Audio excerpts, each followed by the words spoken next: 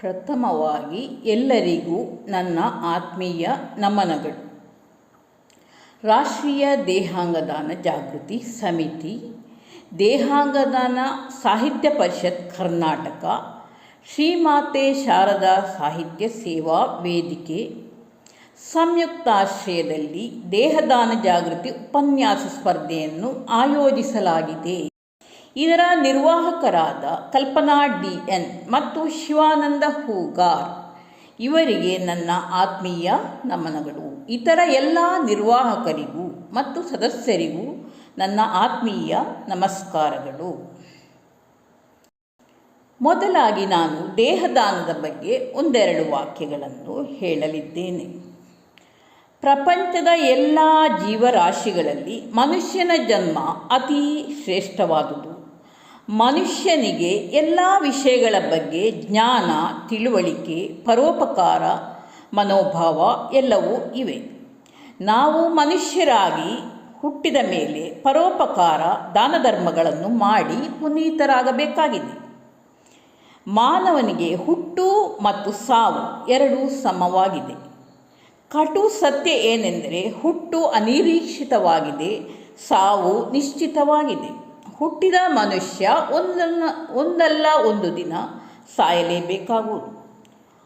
ಪುರಾಣದಲ್ಲೂ ನಾವು ದೇಹದಾನ ಮಾಡಿ ವ್ಯಕ್ತಿ ಜೀವಿಸಿರುವುದನ್ನು ಕಾಣುತ್ತೇವೆ. ಆತ್ಮಕ್ಕೆ ನಾವು ಮೋಕ್ಷವನ್ನು ಮಾಡಬೇಕಾಗಿದೆ, ದೇಹಕ್ಕೆ ಅಲ್ಲ. ಇದು ಎಲ್ಲರೂ ತಿಳಿಯಬೇಕಾಗಿದೆ. ದೇಹಾಂಗ ದಾನ ಮಾಡಿದಾಗ ವೈದ್ಯಕೀಯ ಅಭ್ಯಾಸ ಮಾಡುವ ವಿದ್ಯಾರ್ಥಿಗಳಿಗೆ ಸಹಾಯ ಆಗುವುದು. ದೇಹಾಂಗ ದಾನ ನಾವು ಮಾಡುವುದು ಸತ್ತ ಮೇಲೆ ಆಗಿದೆ. ದಾನ ಅರ್ಜಿಯೆಲ್ಲ ಭರ್ತಿ ಮಾಡಿ ಸಂಸ್ಥೆಗೆ ಕೊಟ್ಟಿರಬಹುದು, ಅವನ ಕೈಯಲ್ಲಿ ಅರ್ಜಿ ಇರಬಹುದು. ಆದರೂ ಅವನು ಸತ್ತ ಸಂದರ್ಭದಲ್ಲಿ ಅವನ ದೇಹವು ರೋಗಗ್ರಸ್ತ, ಕೊರೋನಾ ಪೀಡಿತ, ಕ್ಯಾನ್ಸರ್ ಪೀಡಿತ, ಅಪಘಾತದಲ್ಲಿ ಸತ್ತರೆ, ಸುಟ್ಟ ಶರೀರ ಮೊದಲಾದ ಸಂದರ್ಭದಲ್ಲಿ ದೇಹವನ್ನು ದಾನವಾಗಿ ಸ್ವೀಕರಿಸುವುದಿಲ್ಲ. ದೇಹ ದಾನ ಮಾಡಬೇಕು ಎಂದು ಭಾಷಣ ಬಿಗಿದರೆ ಕಾರ್ಯ ನಡೆಯುವುದಿಲ್ಲ. ದೇಹದಾನ ಪ್ರಕ್ರಿಯೆ ಹೇಗೆ ಇದನ್ನು ಕೂಡ ನಾವು ಭಾಷಣ ಮಾಡಿ ಪ್ರಚಾರ ಮಾಡಬೇಕು.